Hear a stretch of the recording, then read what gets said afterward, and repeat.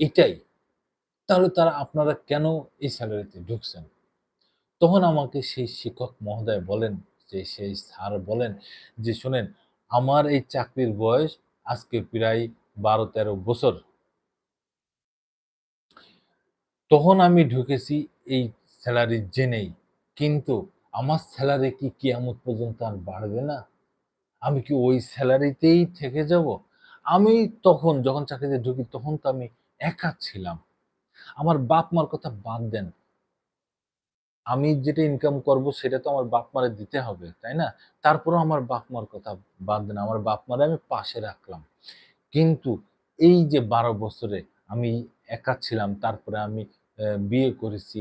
আমার আ ওয়াইফ আছে, আমার ২ টা বাচ্চা আছে।